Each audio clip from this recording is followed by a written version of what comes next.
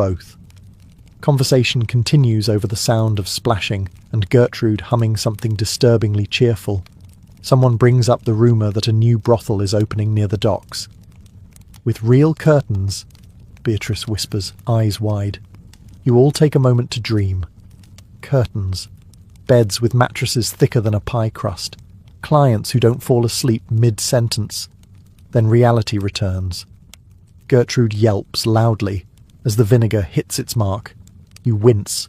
The madam rolls her eyes, and somewhere in the distance, a church bell tolls, because apparently even God is keeping score today. You grab your pouch, sigh deeply, and prepare for your next client, preferably one without jewellery, just as you're contemplating a quiet moment to yourself, maybe a nap, maybe a secret nibble of that crust from earlier. The front door creaks open, and in walks the bishop's nephew. He always arrives the same way, nervously, clutching a flask of sacramental wine, and with the kind of guilty expression usually reserved for tax collectors and dogs that just ate the roast.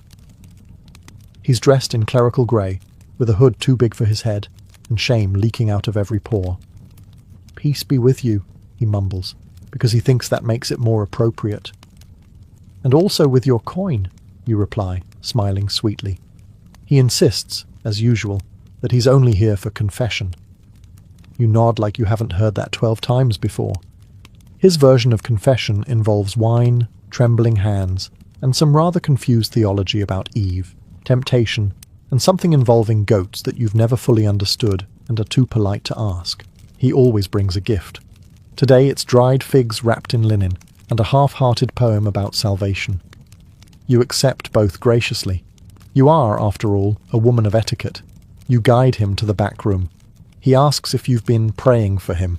You tell him yes. You don't mention it was mostly praying he wouldn't come back.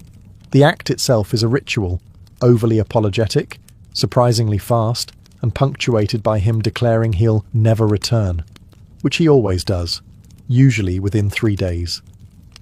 Afterward, he lies back and stares at the ceiling like it holds divine answers. You offer him a sip from his own wine. He declines. You take it. One must stay hydrated. He tries to pay you in silver, but the madam only accepts coin from him in person. Something about unpaid dues and ecclesiastical immunity. Instead, he leaves the figs, another prayer, and a small wooden cross. "May God forgive us," he whispers at the door. You nod. He has good reason to at this point. As he exits, he bumps into Gertrude, who winks at him. He stumbles, blushes, and